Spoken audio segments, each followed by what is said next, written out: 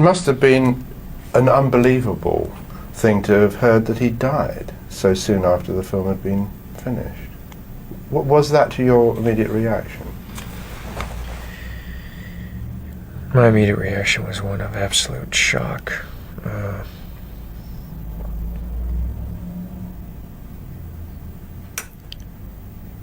And disbelief. And even when I went to the funeral, going to the funeral, I was not in a good way, and I was very concerned about Nick and very concerned about Christian and his family,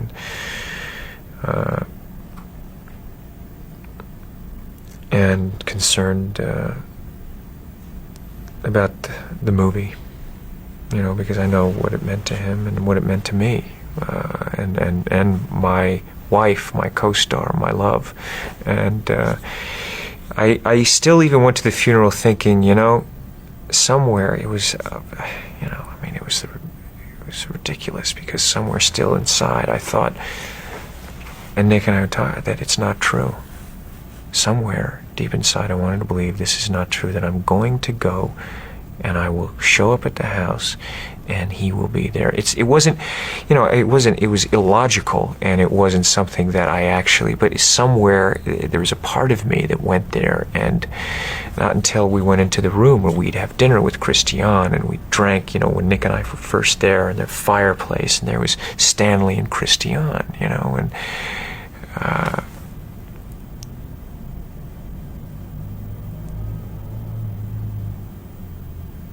and there was the coffin, and it just was absolutely absurd.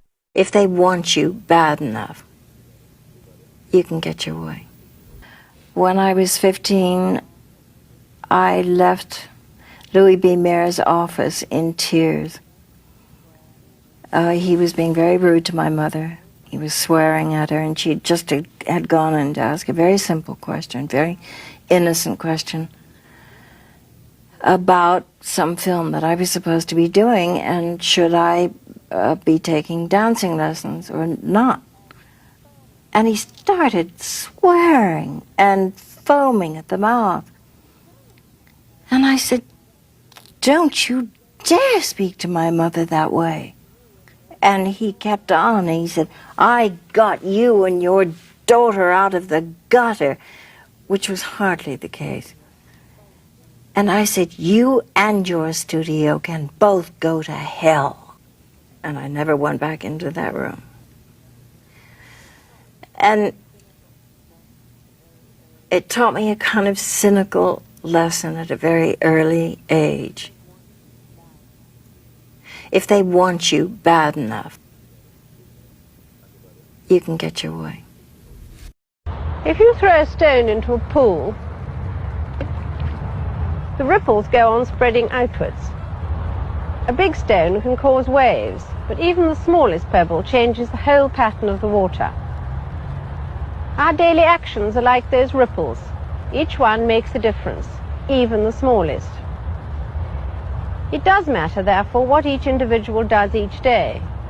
Kindness, sympathy, resolution, and courteous behavior are infectious. And the combined effect can be enormous.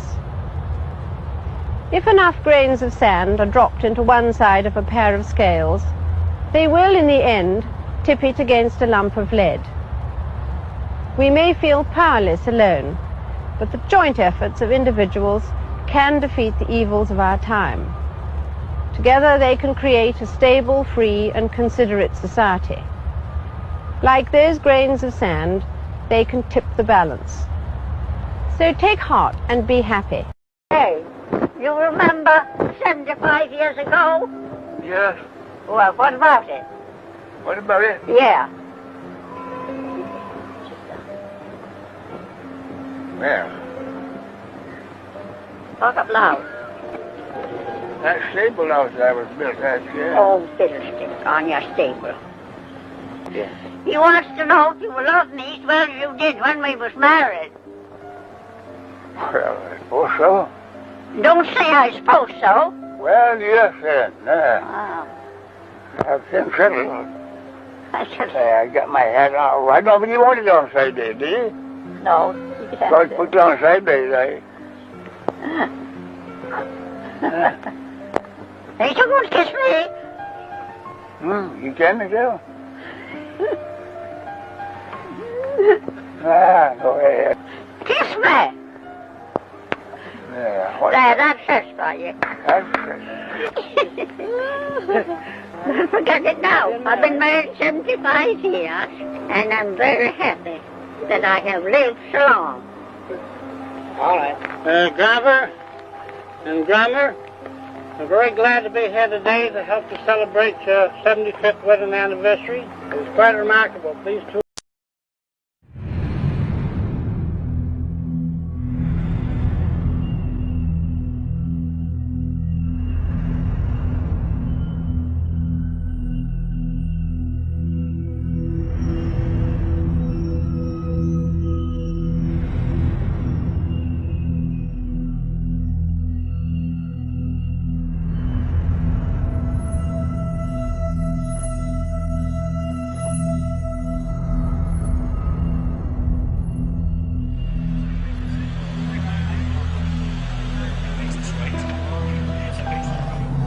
I grew up in a wonderful home with two dedicated and loving parents, one of 5 brothers and sisters.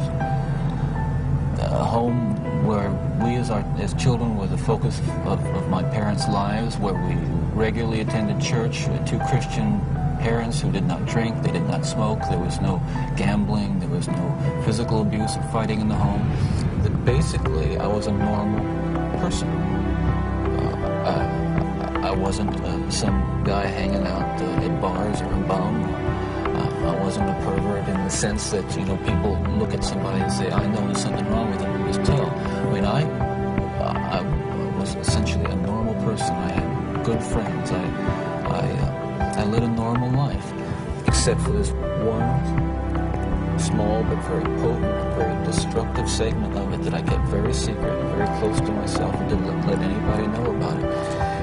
And part of the shock and horror for my dear friends and family years ago when I was first arrested was that there was no clue. They looked at me and they looked at the all-American boy. And it happened in stages, gradually. It doesn't necessarily, not to me at least, happen overnight. My experience with, I say pornography generally, but with pornography that deals on a violent level with the sexuality, is that once you become addicted to it, and I look at this as a kind of addiction, like an addiction, you keep craving something which is harder, something which gives you a greater sense of excitement, until you reach the point where the pornography only goes so far. You reach that jumping off point where you begin to wonder if maybe actually doing it will give you that which is beyond just reading about it or looking at it. Listen, I'm no social scientist, and I haven't done a survey. I mean, I don't pretend that I know what John Q. Citizen thinks about this. But I've lived in prison for a long time now. And I've met a lot of men who were motivated to commit violence just like me. And without exception, every one of them was deeply involved in pornography without question, without exception, deeply influenced and consumed by an addiction to pornography. There's no question about it. The FBI's own study on serial homicide shows that the most common interest among serial killers is pornography. Those of us who have been so much influenced by violence in the media, in particular pornographic violence, are not some kinds of inherent monsters. We are your sons and we are your husbands. And we grew up in regular families. And pornography can reach out and snatch a kid out of any house today. He snatched me out of my home. They snatched me out of my home 20, 30 years ago. And as diligent as my parents were, and they were diligent in protecting their children, and as good a Christian home as we had, and we had a wonderful Christian home, there is no protection against the kinds of influences that are loose in a society that tolerates